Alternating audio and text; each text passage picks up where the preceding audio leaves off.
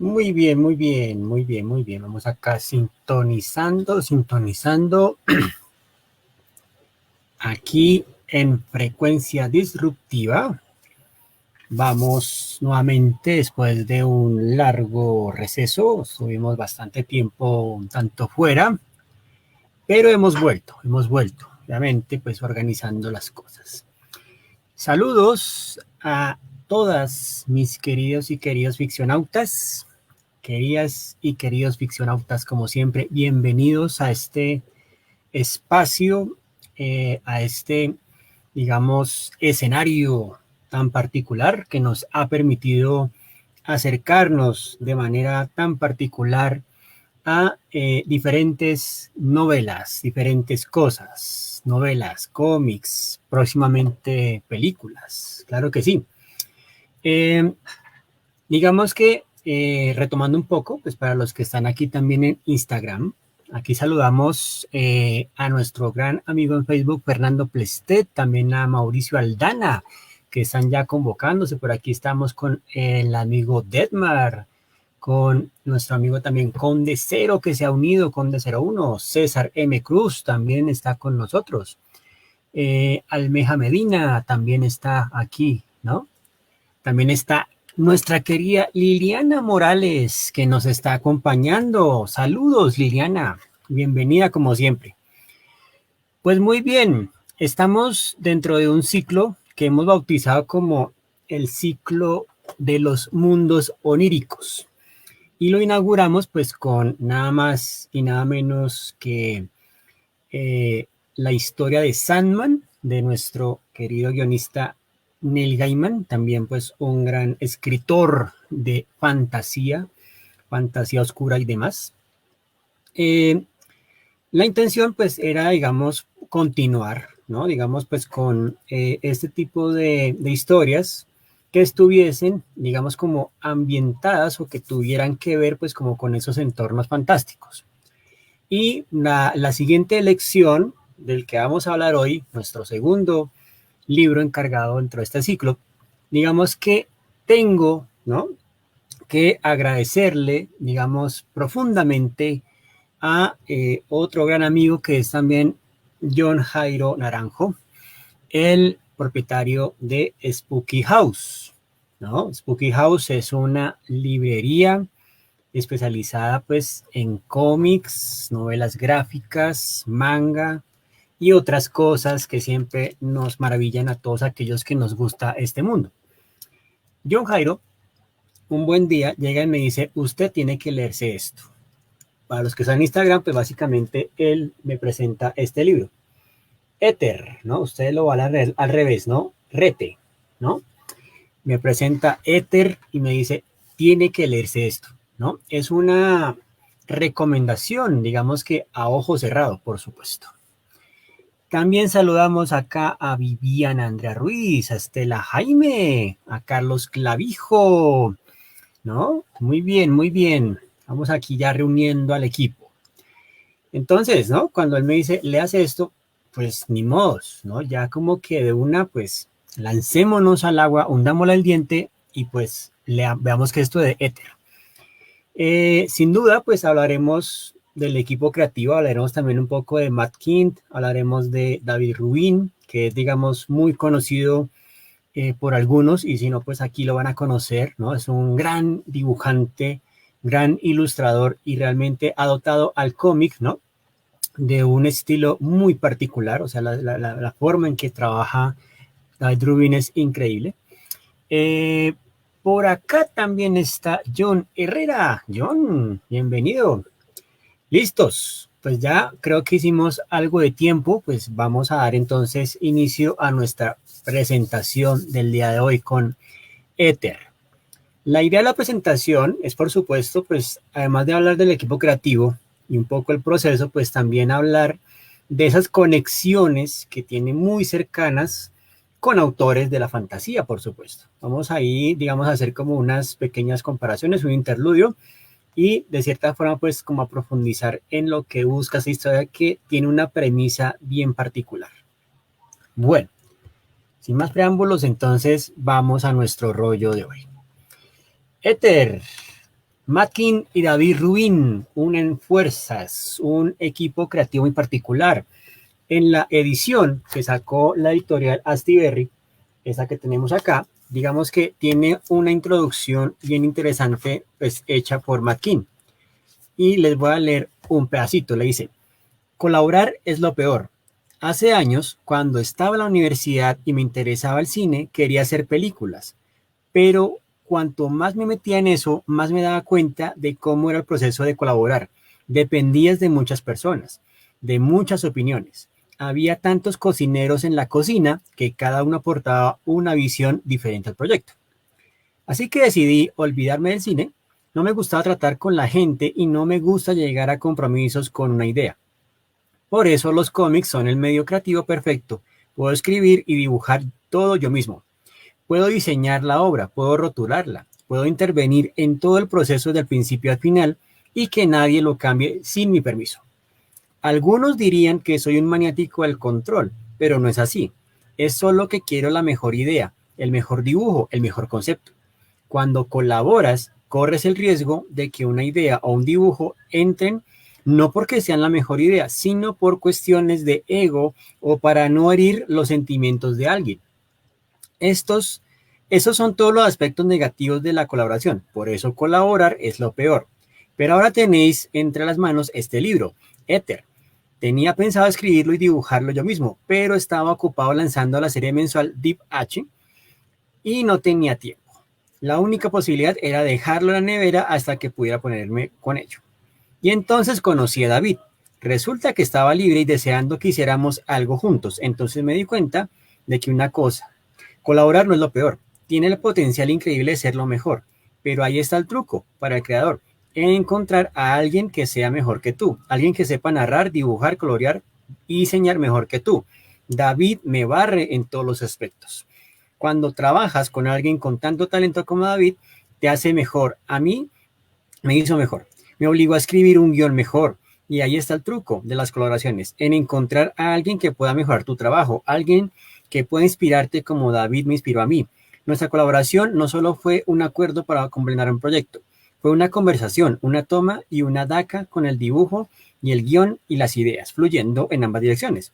Los dos hablando de ideas y de dibujo, en un foro público, en un libro donde todo el mundo puede beneficiarse de eso. Eso es lo que David me enseñó. Cuando se hace bien, colaborar es lo mejor. Hermoso texto que hace aquí, nada más y nada menos, pues, Matkin en el año 2017, que es cuando se publica el primer volumen de Éter.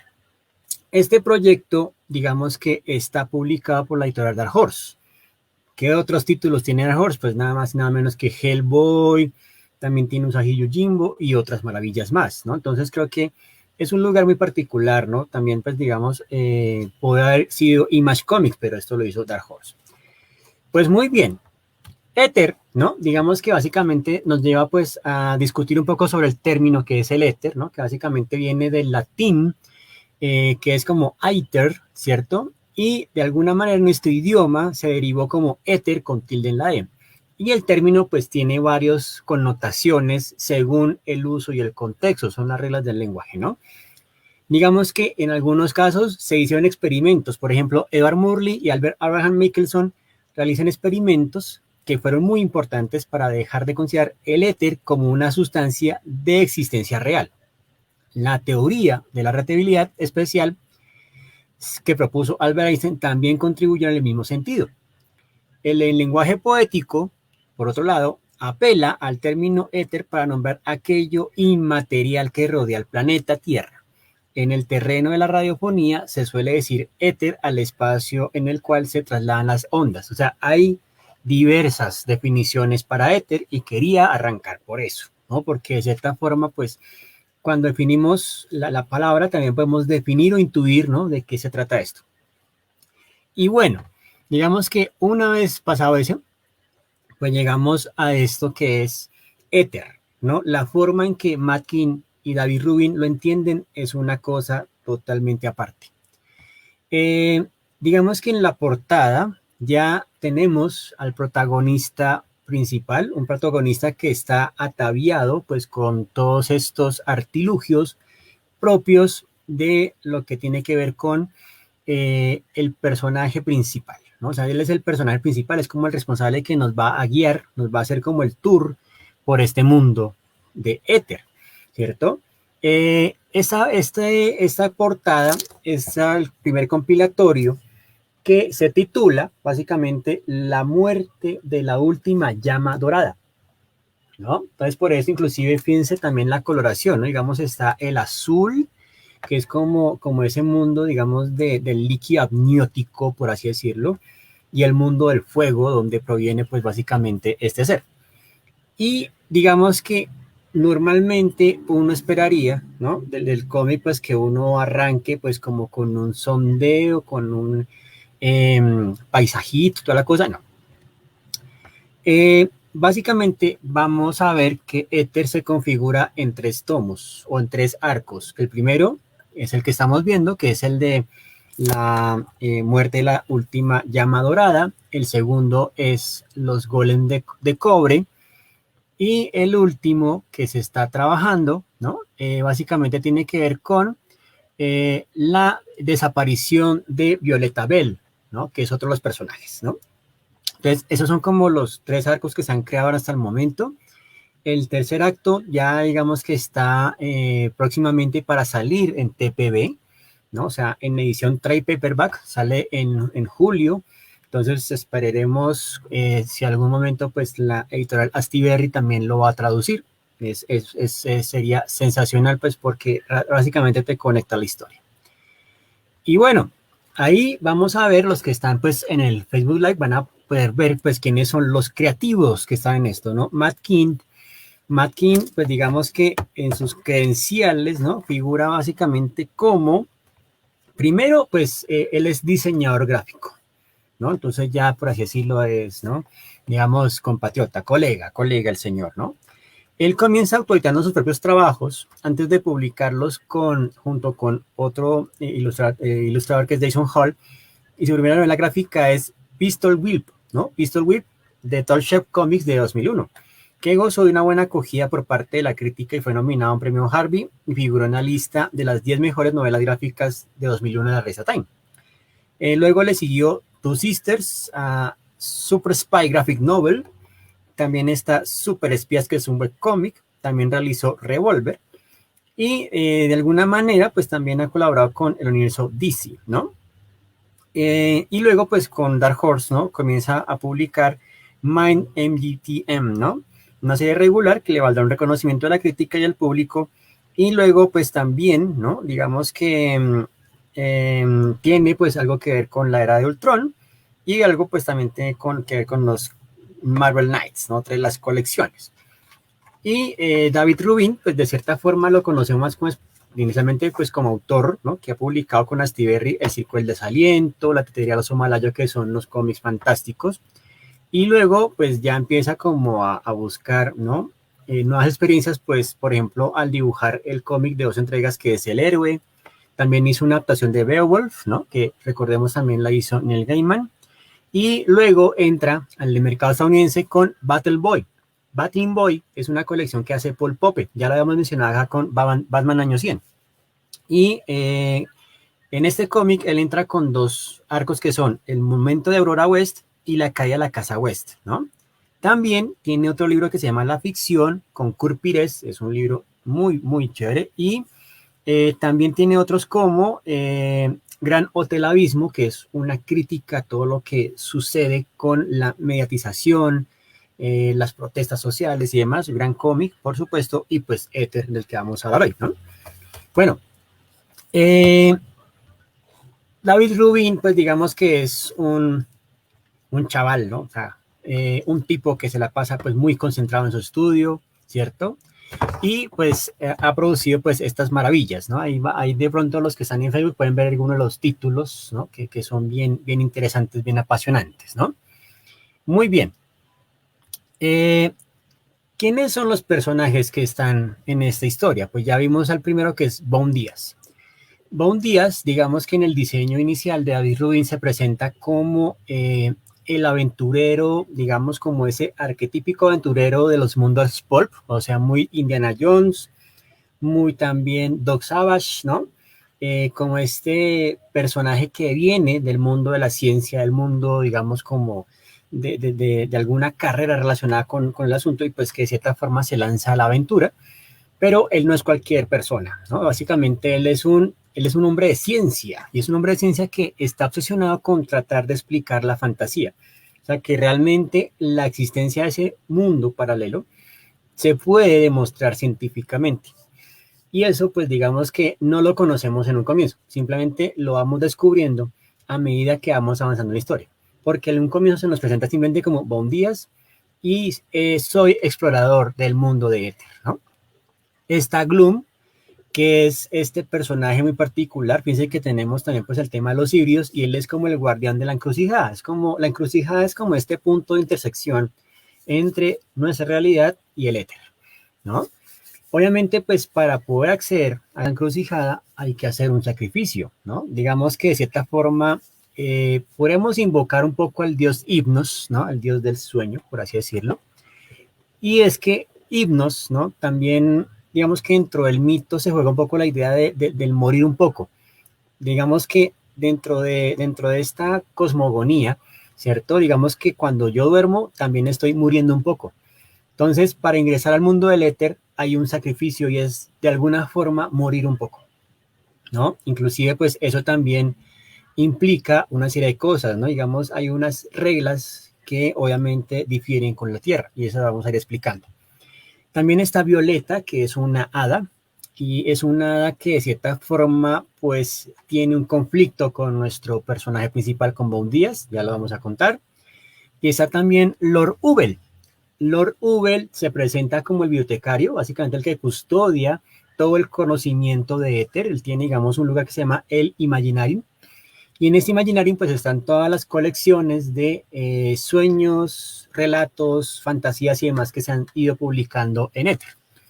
De alguna forma, David Rubin en los extras del libro pues habla que Lord Ubel es como el Moriarty de Bond Díaz, ¿no? Pues si Bond Díaz es como el Sherlock Holmes, como el investigador, necesita un contra, necesita digamos como su opuesto, ¿no? Entonces digamos que así va a funcionar Lord Ubel. Inclusive él se presenta simplemente como la persona que le pueda ayudar, ¿no? Con un caso que se está construyendo. Muy bien. Están los golems de cobre, que es, digamos, parte de la segunda historia, el segundo arco, y la llama dorada, ¿no? Que es, digamos, pues como el objeto detonante de este primer arco. Sin duda, también es maravilloso ver pues todo este proceso de creación y eso es lo bonito también, digamos, de las ediciones de paperback, ¿no? Digamos, el compilatorio porque trae como los extras y ahí se ve, por ejemplo, pues los diferentes bosquejos, ¿no? Que se hacen y las cosas tan particulares que puede proponer Rubin, ¿no? Digamos que Rubin se siente a gusto con la historia y crea una serie de cosas como, por ejemplo, los vehículos, ¿no? Hay unos vehículos que son, por ejemplo, eh, el pulpo volador, ¿no? También es, digamos, los taxis básicamente son como caracoles, ¿no? Está también, digamos, eh, como las maneras de flotar, ¿no? En estos dirigibles. Está también, por ejemplo, el insectociclo, ¿no? También, digamos, que están los robopies de mono. Entonces, son cosas que uno dice, pues eso es parte, digamos, como de ese entorno de la fantasía, ¿no? O sea, eso me parece como bien interesante. Y también, pues digamos que tiene unas páginas de inicio donde se habla, por ejemplo, como de objetos mágicos como el aullador del demonio, el nube cuco, ¿no? Entonces, esto digamos que me parece genial. Por aquí también saludamos a nuestra querida Lice Torres, Mónica Aguilera también está conectadísima, Mauricio Medina también está súper conectado, Sacred Carrero también, ¿no? Y Ramón Medina. Muy bien, ahí están súper conectadísimos. No olviden también pues ir compartiendo la presentación, ¿no? Para que todos los demás puedan escuchar. Y digamos que las primeras palabras que yo encuentro en el cómic, en la primera viñeta básicamente dicen la encrucijada, el portal entre la tierra y el reino mágico del éter, ¿no? Tan bello. A lo mejor me he vuelto adicto. Nunca me canso de este sitio. Tantos misterios. Y cada vez vengo un poco mejor preparado. Bufanda, la bufanda sirve de filtro de respiración para evitar contaminantes mágicos. Radio experimental tierra éter, contenedores para especímenes de campo, ¿no?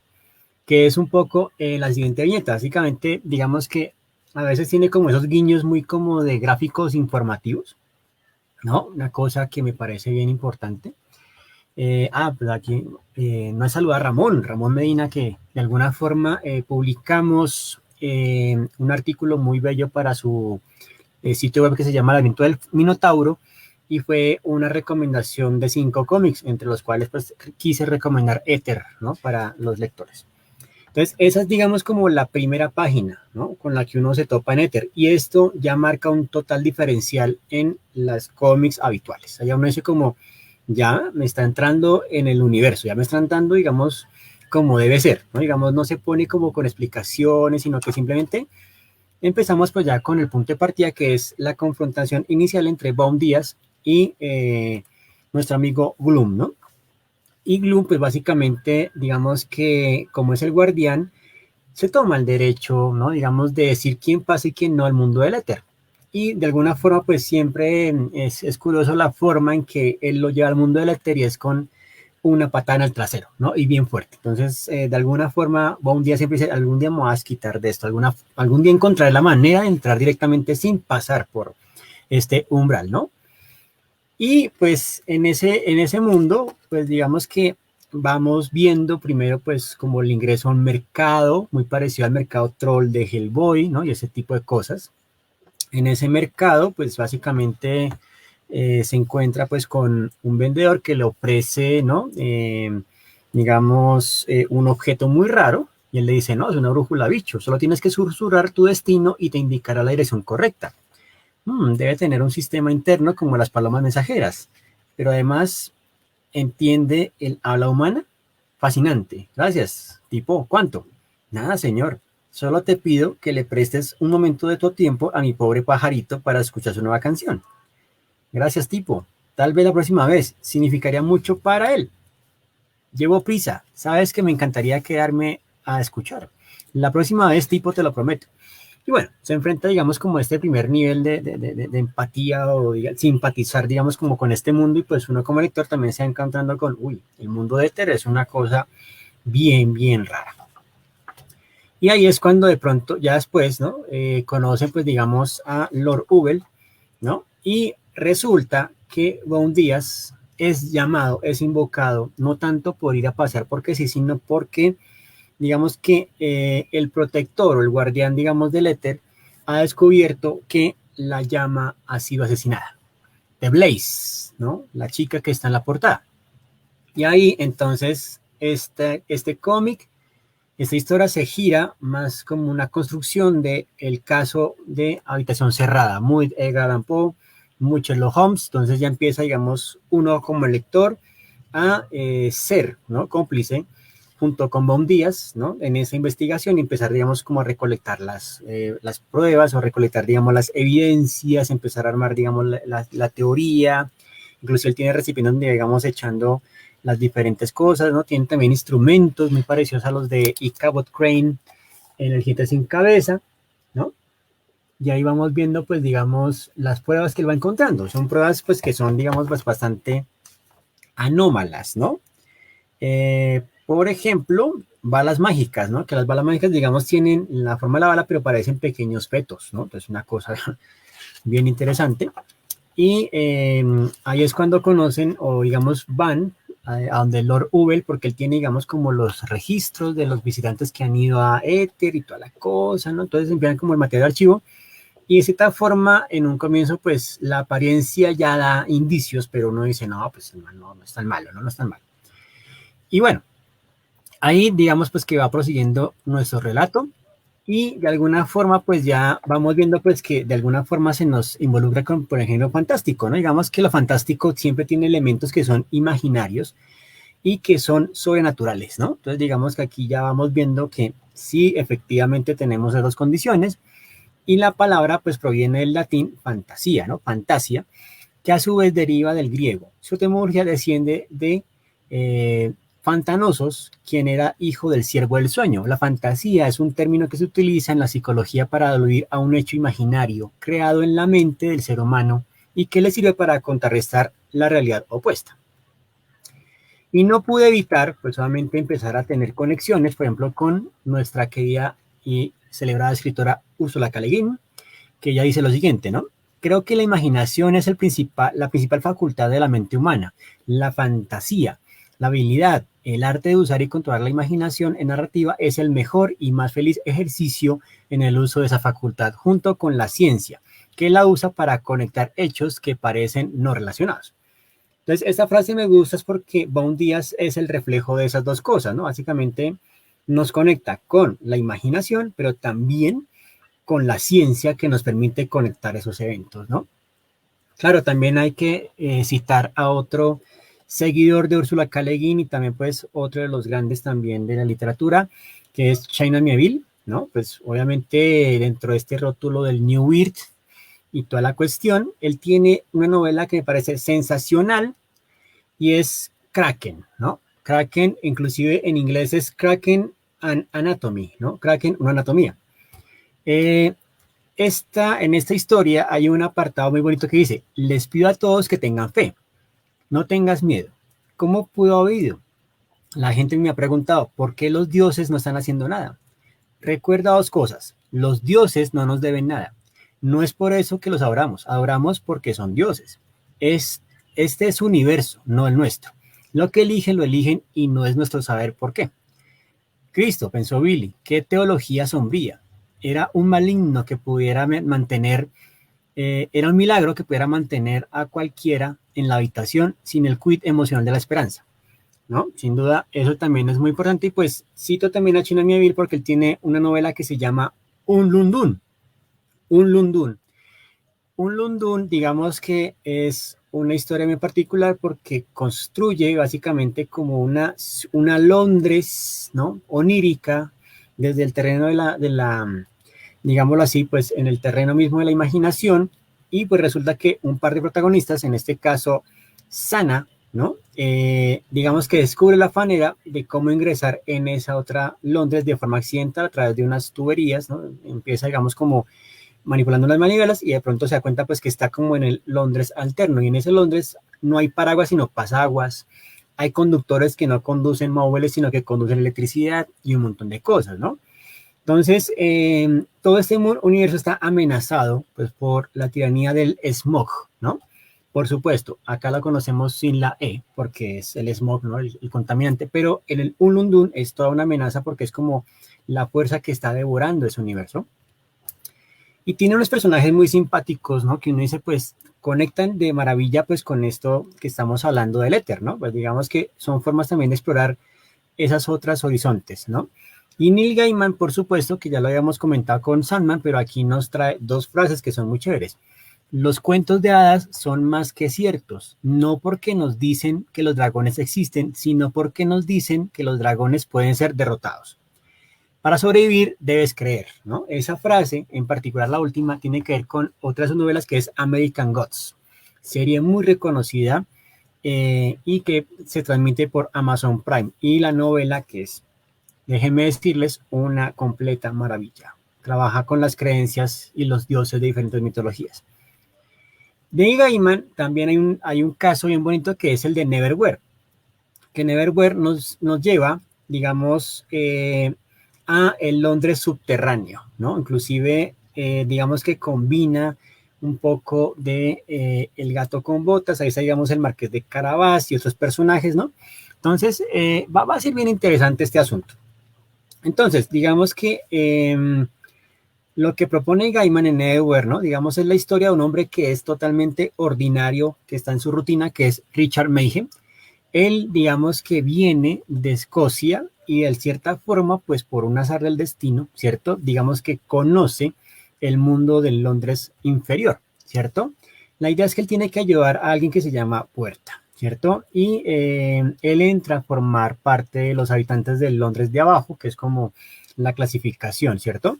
El mundo subterráneo tiene sus propias reglas y Richard deberá aprenderlas para sobrevivir. Richard buscará a Puerta y le ayudará a llevar a cabo su venganza contra los asesinos de su familia. En su camino se encontrarán con personajes de lo más variopintos. Entre ellos cabe destacar al Marqués de Carabas, sin cuya ayuda no hubieran podido conseguir su objetivo. De esa serie ya hay, ¿no? dos cosas bien particulares, que es básicamente su adaptación a novela, digamos, a serie de televisión, y también está en dramatización en radio, ¿no? Entonces, para que, digamos, la puedan sintonizar, inclusive, pues ya está, ya la habíamos hablado la vez pasada, que Neil Gaiman ya, digamos, que hace parte también de la transmisión radial que se va a hacer de Sandman, ¿no? Que también cuenta con el mismo James McAvoy también, ¿no? Bueno, salvamos acá a my brother, del Mauricio, que ha entrado. Buenas, bro, ¿cómo vamos? Y por supuesto, no puede faltar citar al maestro Tolkien. J.R. Tolkien nos dice: ¿qué es la fantasía y en qué se difiere la ciencia ficción? Este género apareció a fines del siglo XIX y sigue estando de moda desde el éxito del Señor de los Anillos, y en particular desde los años 90 permanece, sin embargo, difícil de definir y contiene muchos subgéneros: fantasía heroica o épica, alta fantasía, fantasía oscura, fantasía urbana, en fin.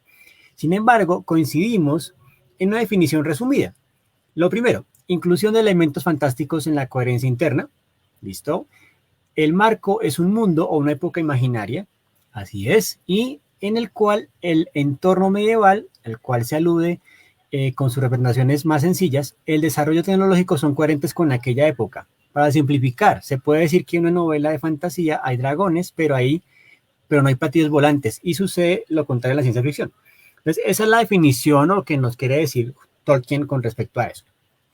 Y también tengo que citar a otro gran referente que inclusive en algún caso de pronto esto lo verá o digamos, lo compartirá mi querida Mantícora Gráfica. Por ahí está, digamos, ella es muy adapta a este escritor con una obra que se llama La historia sin fin, y es una conexión muy interesante porque más o menos lo que pasa en Éter es un poco lo que le pasa a Bastian, ¿no? En esta historia de la historia interminable, la historia sin fin, en el que Bastian, ¿no? Diga, usa el libro, ¿no? Digamos, el libro Lauril como el umbral, ¿no? El puente para conectar con el mundo de fantasía que está a punto de ser destruido por la nada. Obviamente las películas son otro rollo, hay que remitirse a la novela, que tiene unas ilustraciones maravillosas, ¿no? Y bueno, ahí vamos viendo, pues de cierta forma hay que mencionar, chiste interno, ¿no? Pues que la gente cambia, y pues el pequeño Bastián, que en algún momento viajaba a lomo del dragón de la suerte, pues ha cambiado un poco, y de cierta forma la fantasía lo ha llevado a otro punto. Pero bueno, son cosas que pasan en este mundo, ¿no? Digamos, no siempre uno puede quedarse eternamente joven. Gianni Rodari también, para complementar esto, digamos que tenía algo o tiene un libro que es siempre recomendable para los escritores de fantasía, y es Gramática de la Fantasía. Y él tiene, una de sus técnicas es: ¿qué ocurriría si? Se trata de hacernos preguntas para contar historias. Por ejemplo, ¿qué ocurriría si un hombre se despertase transformado en un escarabajo? Para formular una pregunta es necesario elegir al azar un sujeto y un predicado. Por ejemplo, con el sujeto ríos y el predicado volar, podría salir: ¿qué ocurriría si todos los ríos se echasen a volar? ¿Cierto? Entonces, ¿por qué razón hago esto, no? Digamos, o por qué razón tomo esto en cuenta. Porque de alguna manera aquí tenemos algo muy interesante en la premisa narrativa. ¿Qué pasaría si un científico descubre la forma de viajar a un mundo onírico que sigue unas reglas diferentes, pero que puede ser demostrable? ¿Cierto? Entonces, esto va a ser, ¿no? Importantísimo. Ahí está la pirámide de Freytag, que ya la hemos trabajado previamente en nuestras charlas. Y la idea es, ¿no? Pues como los 5 actos que estamos viendo, pues vemos que en el acto 1 se nos presenta a Bond Díaz, un viajero, digamos, pues interdimensional, que viaja entre la realidad, ¿no?, terrestre y el mundo del éter. Obviamente, pues es convocado por el guardián de la ciudad para decirle que la llama muerto, y conoce a Lord Ubel, ¿cierto? Y ahí se incrementan unas reacciones que lo llevan a conocer a los otros protagonistas, que es Violeta, la hada, y otros más que van a ir apareciendo. Y la cuestión, mis queridos y queridas ficcionautas, es que no solamente el riesgo es porque han asesinado a la flama dorada, a la llama dorada, sino porque también se están cruzando realidades, ¿no? Básicamente se están generando, digamos, pues como unas irrupciones del mundo del éter en el mundo real. Y eso no puede ser posible, eso no puede pasar, porque obviamente quedaría el equilibrio entre mundos, ¿cierto? Entonces ahí está, digamos, el riesgo que también tiene que mirar Bond, ¿no? Y en eso, digamos que en ese transcurrir del relato, se nos va mostrando, ¿no? Digamos, pues como Bond Díaz también empieza a contarnos su historia, ¿no? ¿Quién es él realmente, ¿no? Y para eso, ¿no? Básicamente, voy a ir, digamos, unos años, ¿no? Muy atrás, ¿no? Inclusive cuando él regresa a la Tierra, ¿no? Su regreso no es tan sencillo. Él tiene que comer, tiene que ingerir comida, porque en Éter, a pesar de que lo intenta muchas veces, no puede consumir la comida que hay en ese mundo. Entonces, digamos que él se mantiene básicamente por fuerza de voluntad, pero obviamente ha perdido peso, ¿no? Energía. Y cuando él ve la Tierra, pues obviamente lo vemos muy como, diríamos, muy un indigente, ¿no? Que tiene que mirar cómo roba comida para poder recuperar la energía. Sin embargo, hace muchos años, ¿no? En resumen, he realizado pruebas con éxito y he analizado el objeto número 1111, conocido comúnmente como el objeto bola de cristal. Mis datos empíricos, tras meses de estudio, han determinado que lo que parece magia son solo fenómenos para los que aún no hemos desarrollado un lenguaje. Pero estos fenómenos son comprobables, explicables y medibles. Sin la singularidad de Venecia no fue un suceso mágico. Lo que he descubierto, lo que mi investigación ha descubierto, lo que mi estudio científico de 600 páginas detalla es esto. La magia no existe. O sea que tenemos a un personaje incrédulo, ¿no? Eso me parece bien importante, ¿no? Inclusive nos remite también pues a una historia de Stephen King que se llama El Visitante, donde se confronta a un incrédulo con una psíquica, ¿no? Que básicamente le da las pruebas y le dice, pero que sí existe, y el man que no puedo creer eso. Entonces Bond Díaz, ¿no? Se obsesiona pues con esta idea de que la magia no existe, pero cuando conoce Éter, precisamente pues por esa singularidad de Venecia, ¿cierto? Digamos que cambia de parecer, ¿no? Inclusive en ese momento cuando él está haciendo una conferencia es que conoce a su futura esposa, ¿no? Y bueno, ahí vamos viendo la historia, vamos viendo las diapositivas, ¿no? De esta historia tan particular. Y ahí, ¿no? Digamos que pues tiempo después, básicamente en algún lugar de Venecia se encuentra pues una piscina, ¿no? Y esa piscina es, digamos, como la manera de entrar en el éter. Pero entonces, ¿cierto? Tienes que entrar en la piscina en un estado mental muy concreto. Uf, solo te lleva al éter si entras en la piscina, dispuesto a morir. Entonces, él cada vez, ¿no? Que entra, tiene que, obviamente, cometer un acto de suicidio, ¿no?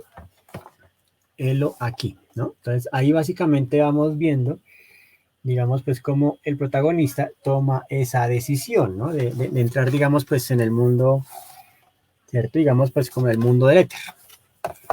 Muy bien, ¿no? Y ahí, pues nuevamente se encuentra con Gloom, ¿cierto? Y resulta, pues, que cada vez que ingresa, las cosas van cambiando, ¿no? Entonces, digamos que siempre hay una relación, digamos, como ciertamente homeostática entre ambos mundos, ¿no? Y digamos que en el segundo momento, pues digamos que se va a contar la historia de la llama, que básicamente pues es como una gran heroína, ¿no? Una diosa para los habitantes del éter, ¿cierto? Que los protegió durante un tiempo de las amenazas. Ahí digamos que pues van recopilando las pistas, ¿no? Van recolectando cosas y entre eso vamos viendo también como momentos del pasado de Éter y su vida, digamos, familiar, ¿no? Pues bueno, digamos, cuando ya descubre, ¿no? Digamos, o lo llevan, ¿no? Digamos, a descubrir esta piscina, la singularidad de Venecia, ¿cierto? Y de alguna manera, pues, vamos viendo, pues, cómo él sacrifica, ¿cierto? Su vida familiar por estar metido, pues, en el mundo del éter, ¿no? Bueno, muy bien. Ahí vamos viendo, digamos, el asunto. Entonces vamos viendo, las páginas son bellamente ilustradas y coloreadas por el mismo David Rubin. Sin duda, pues también como buen explorador, hay todo un mapa que nos lleva pues al mundo del éter, ¿no? Digamos, pues, qué ruta pudo haber tomado, ¿no? La persona, ¿cierto? Que está en...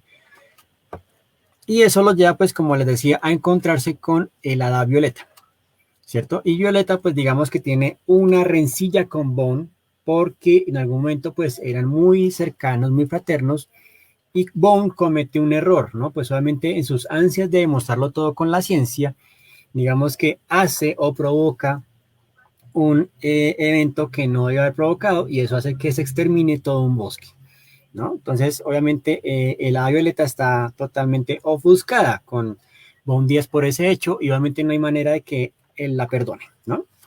Eh, muy bien. La esposa de Bond Díaz, ¿no? Casualmente tiene una abuela, ¿no? Y la abuela sospechosamente tiene una fisionomía que nos podría remitir como una pista a la llama dorada. Entonces, oh, Dios mío. Entonces, ahí va uno, revelación tras revelación, y eso, digamos, lo que me parece bien simpático, ¿no? Eh, la piñeta o la página que están viendo en pantalla los que están en Facebook es parte del tercer tomo, ¿no? La pérdida de Violet Bell, ¿sí? Sin duda, algo que me parece muy interesante de revisar el trabajo de Dave Rubin es la manera en que él diseña las páginas, ¿no? Cuando hablamos del diseño de página es que en algunos casos, dependiendo del ángulo del plano, él utiliza, digamos, un tipo de marco o un tipo de tamaño. Recordemos muy rápidamente que en narrativa secuencial o en los cómics, ¿no? El tiempo es una cuestión relativa y depende mucho del lector. Entonces, por ejemplo, un truco, ¿no? Que de alguna manera pues han hecho los mismos ilustradores es, por ejemplo, crear viñetas que tengan mucho detalle para que el lector de alguna manera como que las explore y las revise a profundidad. Eso indica pues que el tiempo es bastante largo. Pero si el dibujante hace algo como muy simple, de pronto no tiene fondo y simplemente es un elemento, quiere decir que la escena es rápida, ¿cierto? Entonces es una manera que se tiene para manejar el tiempo, pero también depende del lector. Si el lector es de los que les gusta saborear, ¿no? Y sentir, digamos, cada una de las escenas, pues obviamente va a tardar bastante tiempo. O sea, esto se puede leer de un tirón, ¿cierto? O pueden pasar, digamos, 2 o 3 horas leyéndolo, ¿no? Y igual, lo chévere de los cómics es perderse un poco, por supuesto. Y eso, digamos, como que lo provoca en cada detalle que vamos viendo. Eh, entonces, digamos que la esposa cuenta la historia, ¿no? Cuando tenía esta abuela, cuando se queda con la abuela, y resulta que ella encuentra también una manera de entrar al mundo del éter, ¿no? A través, digamos, de un pozo. Entonces vemos esas constantes referencias pues para cómo ingresar en ese mundo paralelo, ¿cierto? Y pues ella digamos que conoce este mundo, conoce digamos lo que ocurre allí, ¿no? Eh, y ella pues de alguna forma, digamos que nunca le ha contado esto a Bond, ¿cierto? Porque de cierta forma pues que no quería perderlo, por así decirlo, ¿no? Entonces ahí está el asunto, ¿no? Luego te voy a hablar, estabas buscando pruebas, creías en el éter, creías en lo inexplicable. Tú más que nadie no pensarías que estaba loca. Tranquila, Hazel, te creo, ¿no? Le dice. No me lo creo, increíble, imposible. Nada del éter debería ser capaz de llegar a la Tierra. Se opone a todo lo que he aprendido.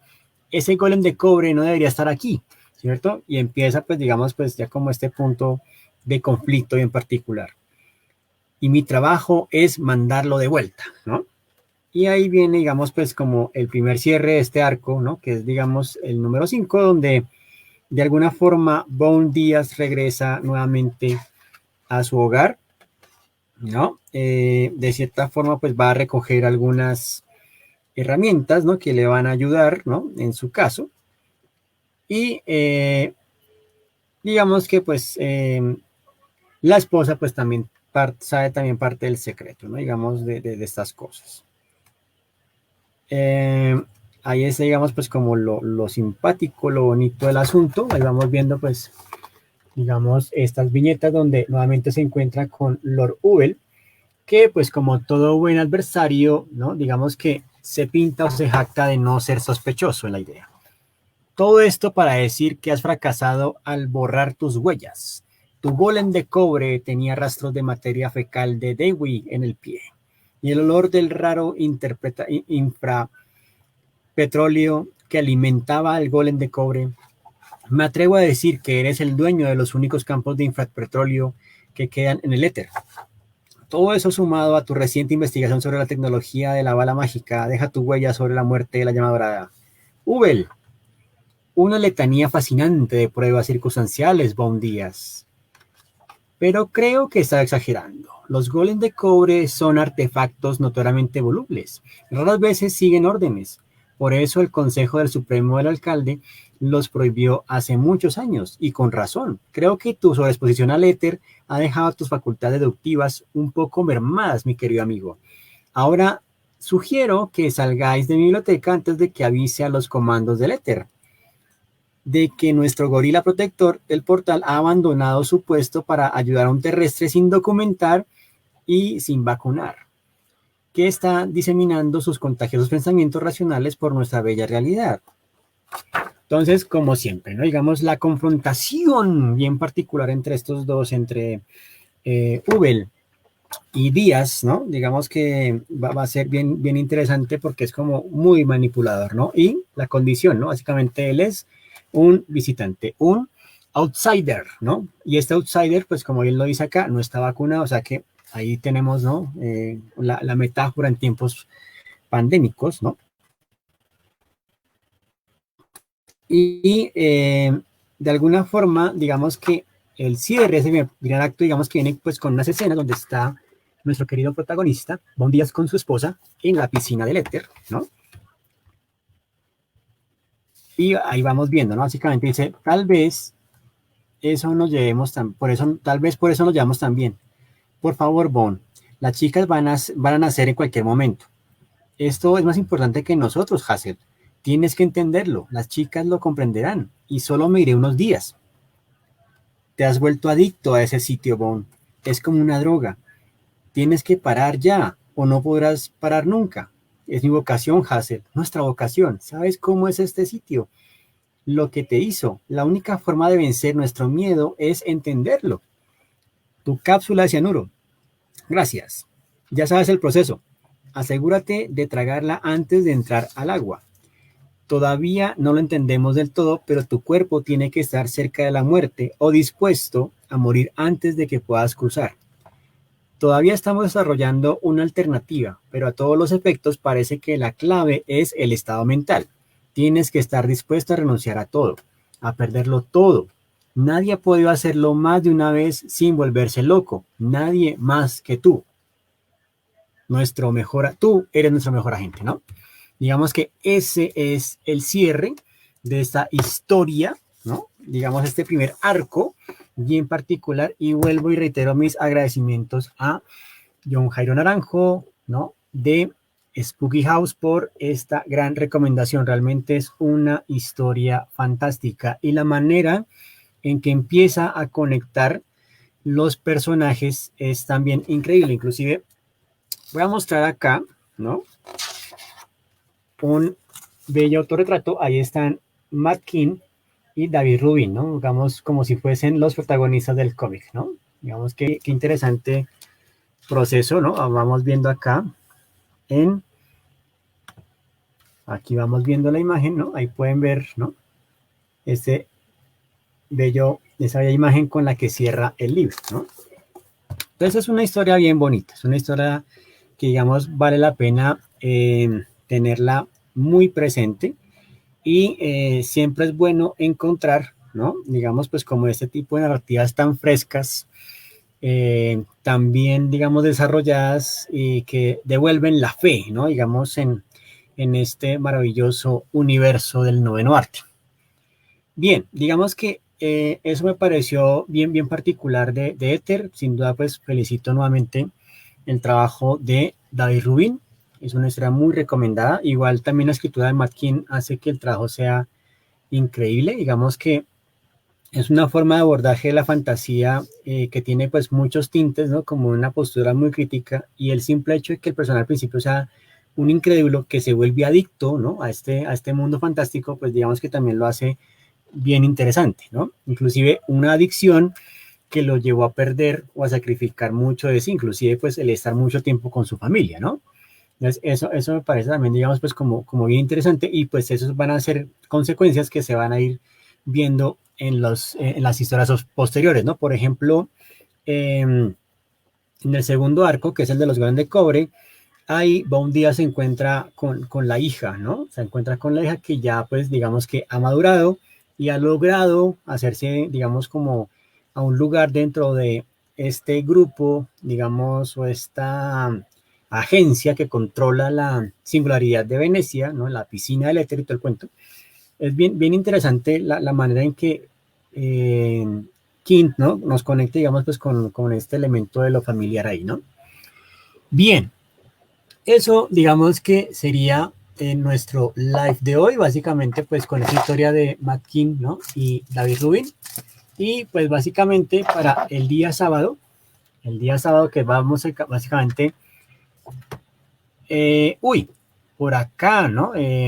Nuestro querido y gran amigo Juan Alberto Conde Condecero nos dice, interesante la referencia a Jung, la idea de que el éter es un producto del inconsciente colectivo.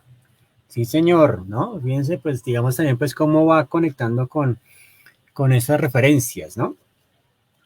Bueno, hago de una vez el anuncio para el día sábado, vamos a estar hablando de esa historia, ¿no? Hablando de mundos oníricos, de mundos fantásticos, vamos a hablar de El Sueñero, vamos a hablar de este libro, ¿no?